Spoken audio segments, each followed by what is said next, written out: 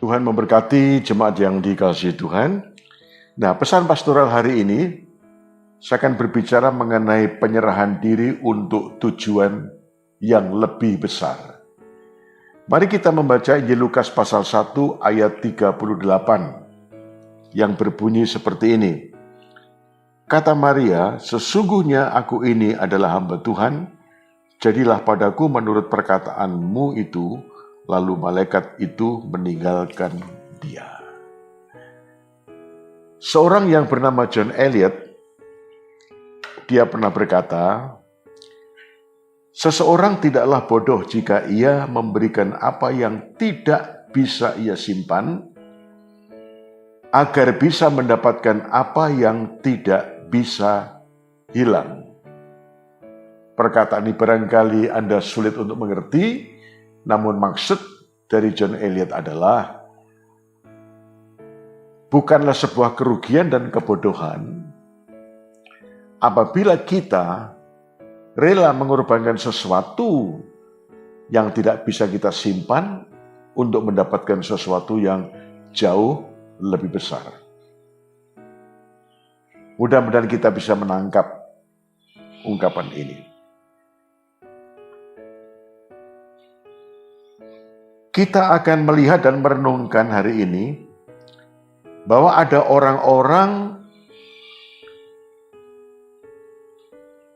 yang rela mengorbankan dirinya atau rela mendedikasikan atau menyerahkan dirinya untuk sebuah tujuan yang besar. Yang pertama kita sudah melihat tadi, teks atau bacaan kita hari ini adalah merupakan jawaban dari Maria. Ketika Maria mendapat berita dari malaikat bahwa ia akan melahirkan seorang anak laki-laki, hendaklah ia menamakan dia Yesus, karena ia akan menjadi raja, memerintah umatnya, dan kerajaannya tak berkesudahan, dan seterusnya. Ini adalah berita tentang kelahiran Kristus. Juru selamat dunia itu hadir melalui Maria, melalui kandungan Maria. Dan Maria tentu secara logika dia bertanya kalau Anda membaca dalam Injil Lukas pasal 1, Tuhan bagaimana mungkin bisa terjadi karena aku belum bersuami?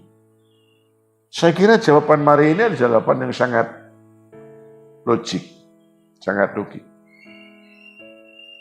Tetapi kita melihat bagaimana Tuhan memantapkan beritanya dengan bagi Tuhan tidak perkara yang mustahil. Nah, dengan demikian Maria makin mantap dan berkata, Tuhan kalau demikian, aku ini adalah hamba Tuhan. Jadilah menurut apa yang kau firmankan. Jadilah menurut kehendakmu. Ucapan Maria ini tentu, saudara, menanggung sebuah risiko. Risiko bisa menjadi aib, sesuatu yang memalukan, karena bagaimana seorang wanita atau khususnya Maria ini melahirkan tanpa seorang suami. Ini bukan tidak dipikirkan oleh Maria. Maria berpikir ini. Dan ada lagi banyak risiko-risiko yang lain. Dan Maria tentu tahu risiko-risiko ini. Tetapi apapun risikonya, maka Maria belajar untuk menempatkan kehendak Tuhan, kepentingan yang lebih besar, dengan rela mengorbankan kepentingannya, kenyamanannya diri sendiri. Dan kita bersyukur Maria rela untuk itu. Anda bayangkan kalau seandainya Maria menolak, secara manusia kita berpikir bahwa Kristus tidak akan pernah datang ke dunia ini. Namun kita bersyukur ucapan dan kesedihan Maria yang dia ungkapkan dalam perkataannya. Sesungguhnya aku adalah hamba Tuhan, jadilah menurut kehendakmu. Luar biasa, kita bersyukur untuk itu. Dengan perkataan lain, memang Maria tidak punya kontribusi dalam hal karya penyelamatan. Tetapi Maria memberikan kontribusi, punya andil yang besar untuk menghadirkan Juru Selamat dunia hadir di dunia ini. Kita bersyukur untuk itu. Yang kedua, kita melihat ada satu kisah tentang bagaimana bangsa Yahudi akan menghadapi yang disebut dengan genosida.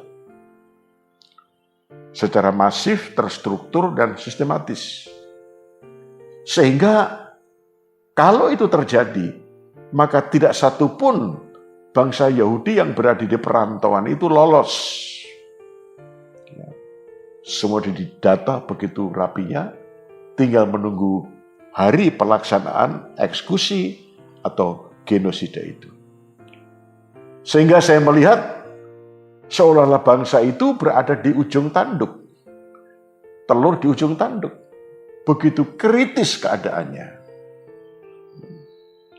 Karena usaha ini adalah usaha yang saya mengatakan secara masif, terstruktur dan sistematis, rasanya tidak mungkin untuk bisa dibatalkan, untuk membatalkan genosida ini.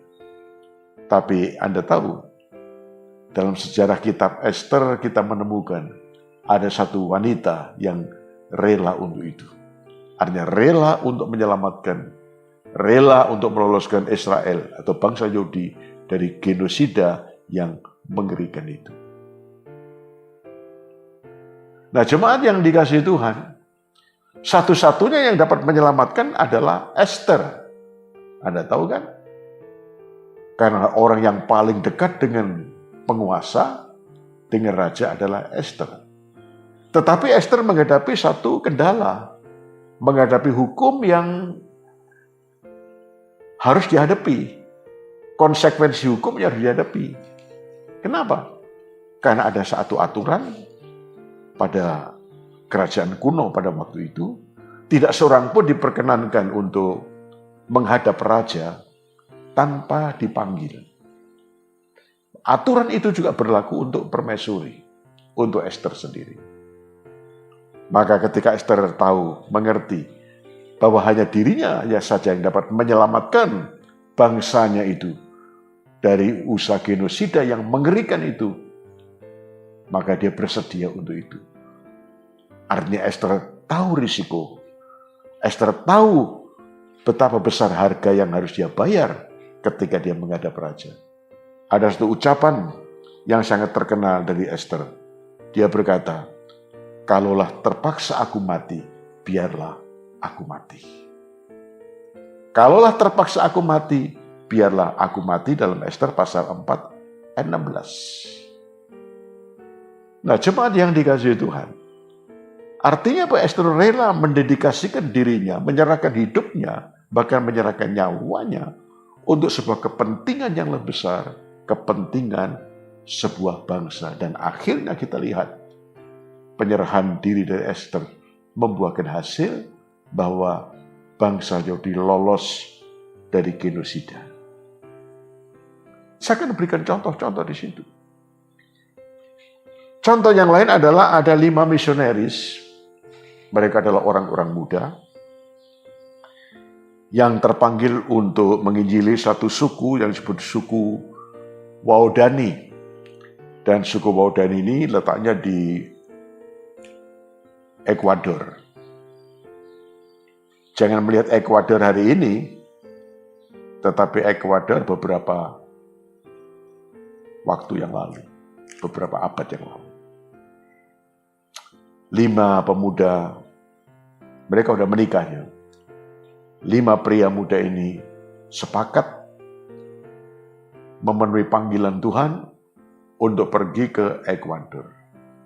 Mereka berlayar ke sana dan tiba di pulau itu, belum sempat menginjil. Jadi belum sempat menginjil, begitu mereka melangkahkan turun dari kapal, turun di daratan, beberapa saat kemudian 5 orang tewas ditombak oleh kepala suku. Mati semua. Mati semua. Tamatlah riwayatnya kan, begitu secara manusia. Tapi kisah itu Beberapa tahun kemudian, 5 istri dari misionaris muda tadi, 5 istri, 5 perempuan dari 5 penginjil muda tadi pergi ke tempat yang sama. Tujuannya adalah sama. Tujuannya adalah ingin meneruskan cita-cita luhur, cita-cita besar dari suami mereka masing-masing. Singkat cerita, dan akhirnya Anda melihat bagaimana pertama-tama kepala suku Waudani ini bertobat menerima Tuhan, bahkan seluruh suku Waudani percaya kepada Kristus. Injil diberitakan di Ekuador. Nah, 5 nyawa kelihatannya sia-sia itu pengorbanan mereka. Nampaknya begitu secara manusia. Tapi setelah estafet diteruskan oleh penerus mereka, para istri mereka, akhirnya Ekuador, khususnya suku Waudani, diselamatkan, percaya kepada Kristus. Jemaat yang dikasihi Tuhan, mari kita berpikir, memang tidak semua orang bisa menjadi Maria atau menjadi Esther. Ya. Tapi kita bisa punya peran, kita punya peran. Peran atas keluarga kita, peran atas gereja Tuhan, peran atas pekerjaan Tuhan. Ya. Melalui apa yang kita bisa dedikasikan, melalui apa yang bisa kita lakukan. Semua tidak akan pernah menjadi sia-sia. Saya yakin apabila seluruh umat Tuhan, Gereja Utusan Pentakosta Madiun, mulai dari anak-anak, mulai orang-orang muda, orang-orang dewasa, semua sepakat, seluruh hamba-hamba Tuhan juga mendedikasikan hidupnya, mendedikasikan, menyerahkan semua apa yang ada pada kita masing-masing. Kita akan melihat bagaimana pekerjaan Tuhan mengalami kemajuan di waktu-waktu yang akan datang. Saya berikan contoh. Kita menikmati listrik kan, hari ini kita bersyukur. Bahkan banyak orang mengatakan kita nggak bisa hidup tanpa listrik. Betul tidak? Ya. Kita membutuhkan alat pendingin, air condition, untuk menggerakkan air condition, listrik di rumah, kulkas di rumah, alat-alat elektronik di rumah, komputer kita, industri kita, ya, semua itu membutuhkan listrik.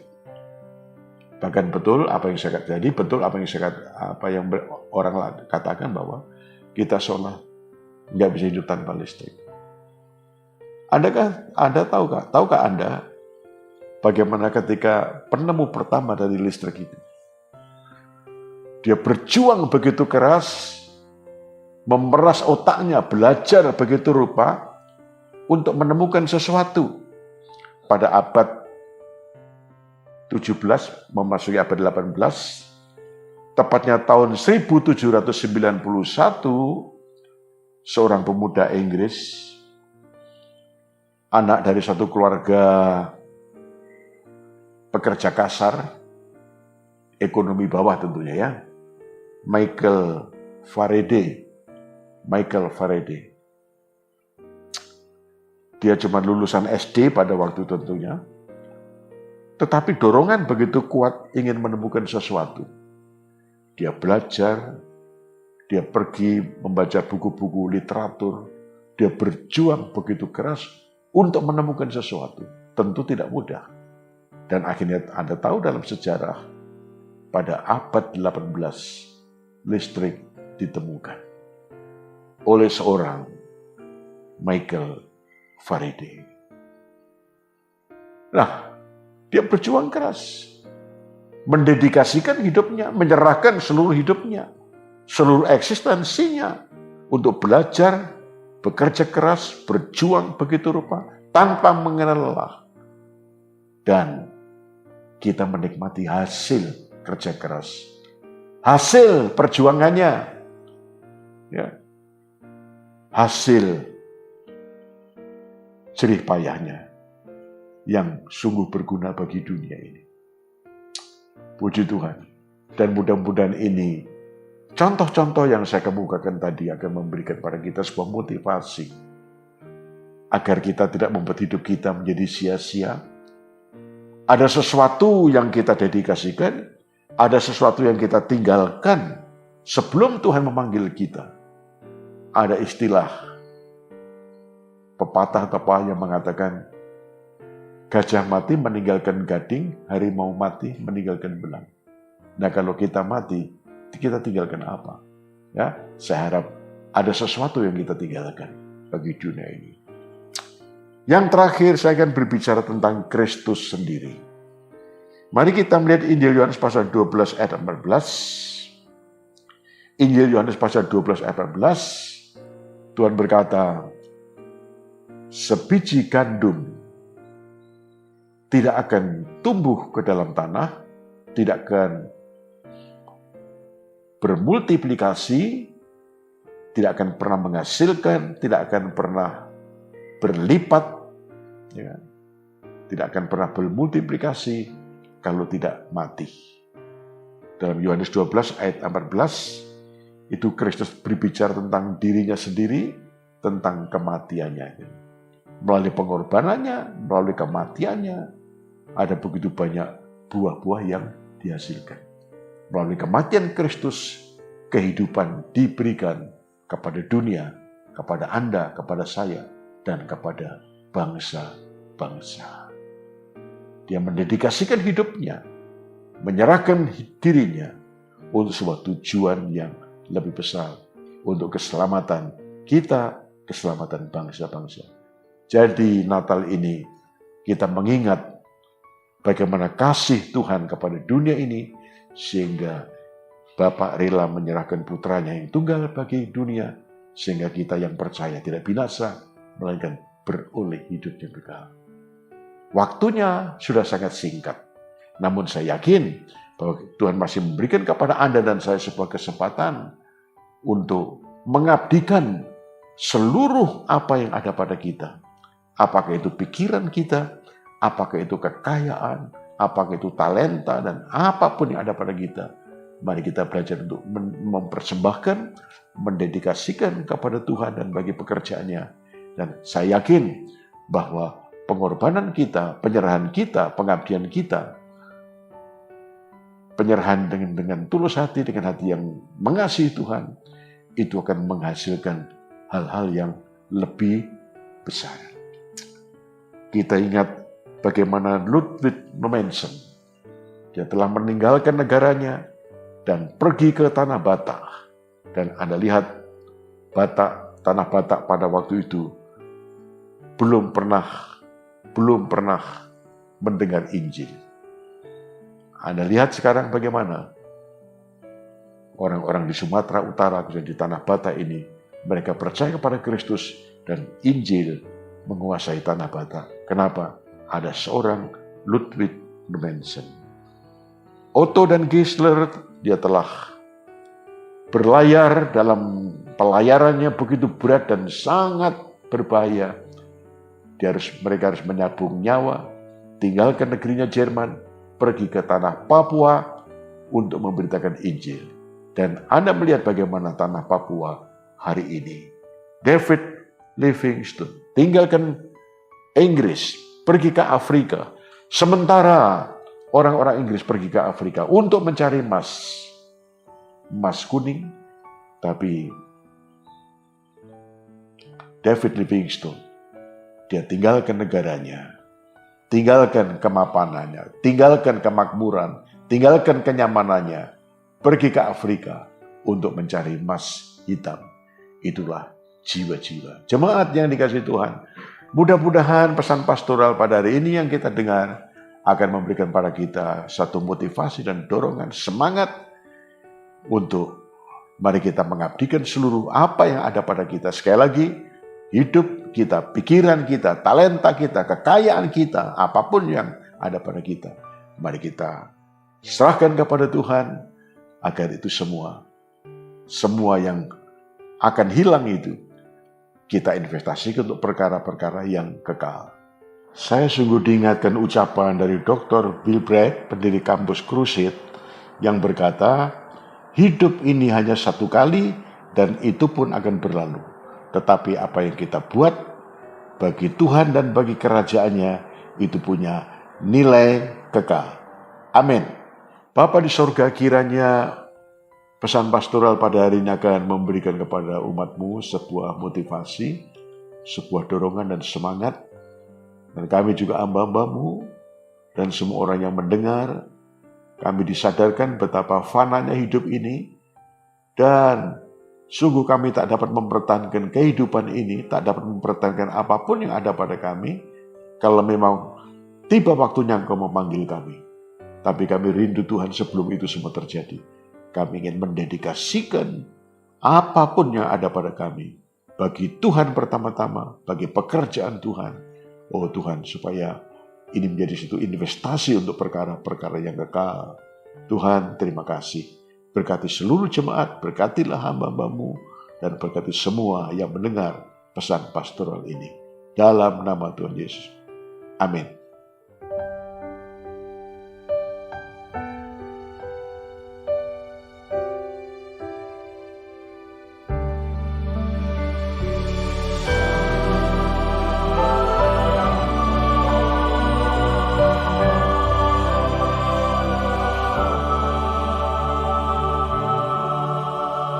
Seorang anak telah lahir untuk kita, seorang putera diberikan, lambang pemerintahan di atas bahunya, dan namanya pun disebut orang penasehat ajaib, Allah yang perkasa, Bapa yang kekal, Raja damai. Sambutlah Dia, Yesus Tuhan, Juru Selamat dunia.